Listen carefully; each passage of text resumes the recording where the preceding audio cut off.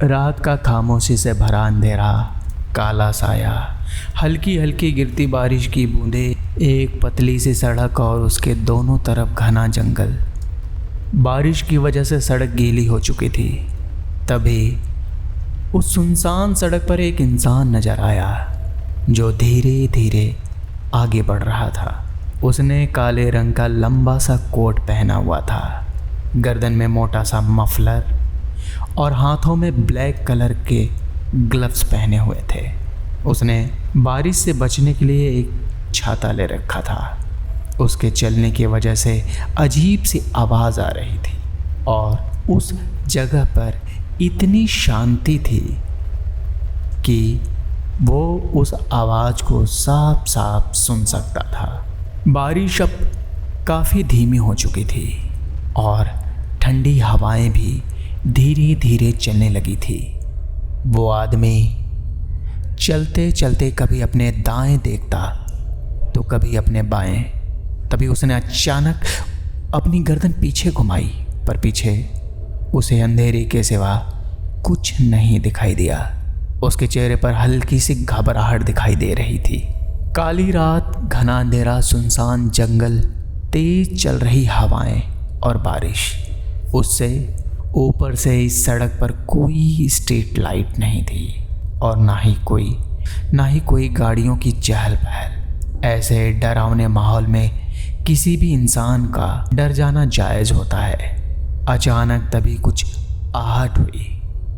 वो चलते चलते रुक गया और उसने घबराकर अपनी दाईं तरफ देखा, पर वहाँ उसे झाड़ियों के अलावा कुछ भी नहीं दिखाई दिया। हवाएं चलने की वजह से झाड़ियाँ हिल रही थी और झाड़ियाँ हिलने की वजह से अजीब सी आवाज़ आ रही थी।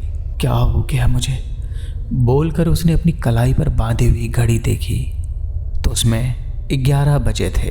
वो फिर आगे देखकर चलने लगा।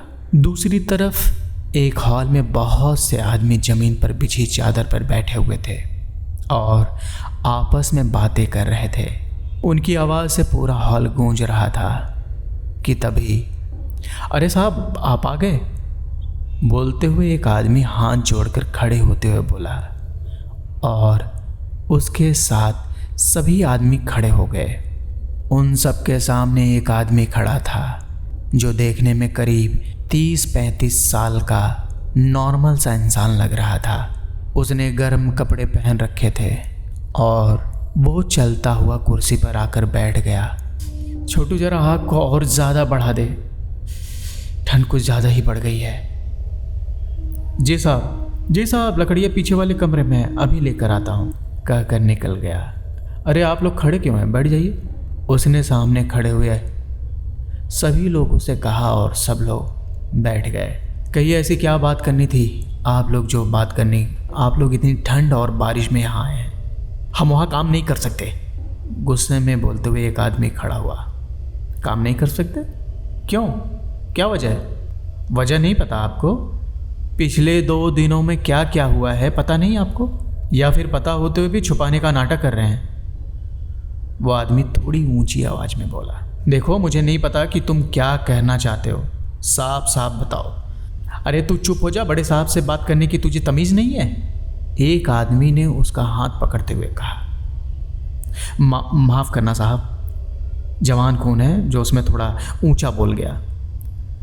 इसे पता नहीं है कि मालिक और मज़दूर में क्या फ़र्क होता है। कोई बात नहीं, तुम बताओ वहाँ पर क्या हुआ है और यह सब लोग वहाँ काम करने को क्यों मना कर रहे हैं? साहब बात ही कुछ ऐसी है कि जिसकी वजह से हम लोग डरे हुए हैं। जिस जगह हम लोग काम कर रहे हैं वहाँ कुछ बहुत गलत चीज़ें हैं। कोई है जो हमें वहाँ काम करने नहीं देना चाहता, जो हमें वहाँ से चले जाने को चेतावनी दे रहा है। देखो मुझे समझ में नहीं आ रहा है कि तुम क्या कहना चाहते हो, मुझे थोड़ा साफ साफ बताओ। कोई आत्मा है साहब, बहुत बुरी आत्मा, क्योंकि ऐसा काम कोई आत्मा ही कर सकती है, या फिर आत्मा के रूप में एक शैतान। आत्मा, शैतान, तुम क्या बकवास कर रहे हो? मुझे कुछ समझ में नहीं आ रहा। देखो ऐसे बात करने से ना तुम्हारी मुश्किल का समाधान होगा और ना ही इन मज़दूरों की मुश्किलों का। तुम जो भी कहना चाहते हो वो साफ साफ कहो। साहब वहाँ पर मौत हुई है, और वो भी कोई आम मौत नहीं, बल्कि एक दर्दनाक मौत।